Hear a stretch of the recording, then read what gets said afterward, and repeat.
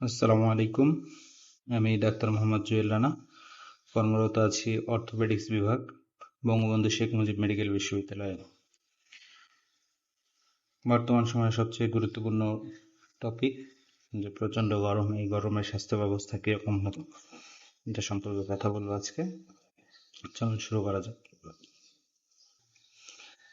প্রচণ্ড গরমের কারণে আমাদের যেসব সমস্যা দেখা দিতে পারে, গরমের শরীরে অস্বস্তি বোধ হওয়া, এটা সবারই হয়, বাচ্চা, বয়স্ক, যে কোনো বয়সের মানুষেরই হতে পারে। গরমে আমাদের প্রচুর পরিমাণে ঘাম হয়, যার কারণে পানি শূন্যতা হতে পারে, প্রচণ্ড মাথা ব্যথা হতে পারে, অনিদ্রা হতে পারে, মাংসপেশিতে ব্যথা, খাবারে অরুচি, চামড়ায় ক্ষত তৈরি হতে পারে, বিভিন্ন রকমের চর্মরোগ হতে পারে, কিডনি ফুসফুসের সমস্যা হতে পারে, শ্বাসকষ্ট, হার্টের সমস্যা, হিট স্ট্রোক, হিট ক্র্যাম্প, এগুলো হতে পারে। গরম থেকে বাঁচতে করণীয় কি? আসলে গরম থেকে বাঁচা কোনোভাবেই সম্ভব নয়। আবহাওয়া ঠান্ডা না হওয়া পর্যন্ত কোনোভাবেই বাঁচা সম্ভব নয়। তারপরে আমাদের যে ব্যবস্থাগুলো গ্রহণ করতে হবে যাতে গরমের কারণে আমাদের এই সমস্যাগুলো না হয়, যে সমস্যাগুলো বললাম এগুলো না হয়, তার জন্য আমাদের কিছু ব্যবস্থা গ্রহণ করতে হবে। যেমন বাইরে বের হওয়া, যথাসম্ভব চেষ্টা করবো আমরা বাইরে বের না হওয়ার। তারপরে যদি বাইরে বের হতে হয়, ছাতা বা ক্যাপ ব্যবহার করব। সাথে অবশ্যই পানি রাখতে হবে, পানি অথবা স্যালাইন অথবা জুস, বাসায় বানানোর শরবত, এগুলো আমরা সাথে রাখতে পারি। পাতলা আরামদায়ক পোশাক ব্যবহার করতে হবে। কালো রঙের অথবা অন্য গাঢ় রঙের কোনো কাপড় ব্যবহার করা যাবে না, মোটা কাপড় ব্যবহার করা যাবে না। যথাসম্ভব ঠান্ডা স্থানে থাকার চেষ্টা করতে হবে। রাস্তা পারাপারের সময় ছায়াযুক্ত স্থান দিয়ে পারাপারের চেষ্টা করব। নিয়মিত এবং প্রয়োজনে একাধিকবার আমরা শাওয়ার নিতে পারি, গোসল করতে পারি। চর্বিযুক্ত খাবার একদমই এড়িয়ে চলুন। অ্যাজমা রোগীদের ক্ষেত্রে যথাসম্ভব প্রস্তুতি নিয়ে রাখতে হবে, যারা ইনহেলার ব্যবহার করেন বা এরকম, এই ওষুধগুলো সবসময় কন্টিনিউ করতে হবে। সানস্ক্রিন ব্যবহার করতে পারি ত্বকের যত্নে। চোখে অতি বেগুনি রশ্মির প্রভাব থেকে চোখকে মুক্ত রাখার জন্য আমরা চোখে সানগ্লাস পরতে পারি। পর্যাপ্ত বিশ্রাম নিতে হবে, মৌসুমী ফল এবং শাকসবজি গ্রহণ করতে হবে, এগুলো খুবই গুরুত্বপূর্ণ। এখন বলি যে আমরা কি ধরনের খাবার গ্রহণ করব। যেসব খাবারে প্রচুর পরিমাণে পানি এবং লবণ থাকে, এইসব খাবার আমাদের গ্রহণ করতে হবে, যেমন তরমুজ, ডাব, পাকা কলা, শসা, স্ট্রবেরি ইত্যাদি। সাথে আমরা কাঁচা আমের জুস খেতে পারি, লবণ চিনির শরবত খেতে পারি, তারপরে ডাবের পানি গ্রহণ করতে পারি, টক দই দিয়ে বানানো শরবত, এগুলো আমরা খেতে পারি।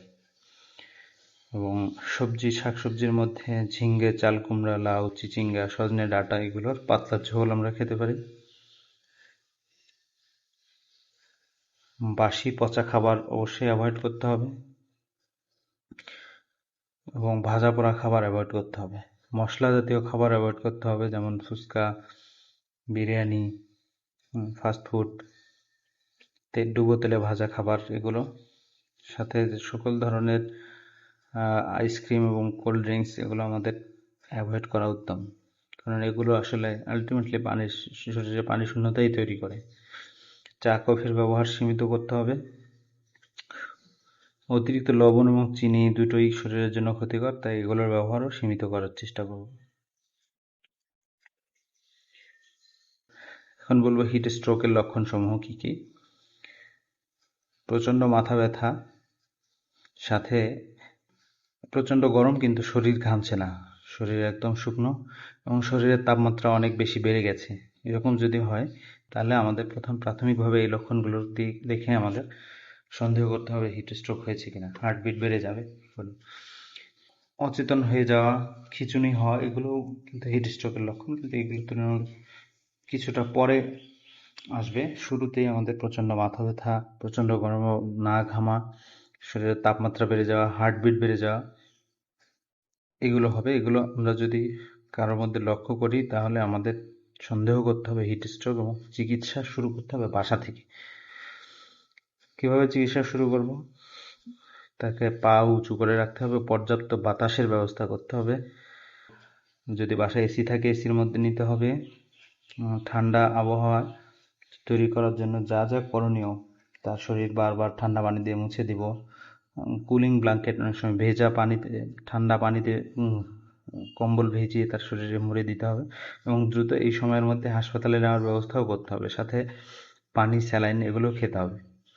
এরপরে হাসপাতালে যাওয়ার পরে আমরা চিকিৎসকরা আমাদের সিদ্ধান্ত দেবেন আসলে হিট স্ট্রোকে আক্রান্ত কিনা। কিন্তু এই লক্ষণগুলো যদি আমরা খেয়াল করি, যে লক্ষণগুলো প্রচণ্ড মাথা ব্যথা, প্রচণ্ড গরমে না ঘামা, হার্টবিট বেড়ে যাওয়া, শরীরের তাপমাত্রা বেড়ে যাওয়া, বমি, খিঁচুনি, অজ্ঞান হয়ে যাওয়া, অচেতন হয়ে যাওয়া, এরকম যদি হয় তাহলে কিন্তু আমাদের নিজেদের বাসায় আগে এই ব্যবস্থাগুলো গ্রহণ করতে হবে।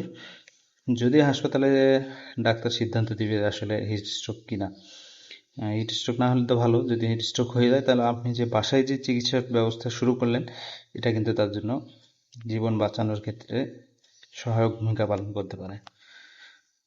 হিট স্ট্রোক কিন্তু গুরুত্বপূর্ণ একটি, মানে মরণ, মৃত্যু হয়ে যাওয়ার মতো একটি রোগ। সেজন্য এটার ব্যবস্থা আমাদের বাসা থেকেই যত দ্রুত সম্ভব শুরু করতে হবে। হিট স্ট্রোকের ঝুঁকিতে কারা রয়েছে? সবচেয়ে বেশি ঝুঁকিতে রয়েছে শিশু, বয়স্ক ব্যক্তি, প্রতিবন্ধী ব্যক্তি, শ্রমজীবী মানুষ, যেমন যারা রিক্সা চালক, কৃষক, নির্মাণ শ্রমিক, এরা গরমের মধ্যে প্রচুর কাজ করে, প্রচুর ঘামায়, পানি শূন্যতা তৈরি হয়। মূলত হিট স্ট্রোক কিন্তু পানি শূন্যতা তৈরি হয়েই হয়। তো এই এনাদের প্রচুর ঘাম হয়, তাই পানি শূন্যতা তৈরি হয়।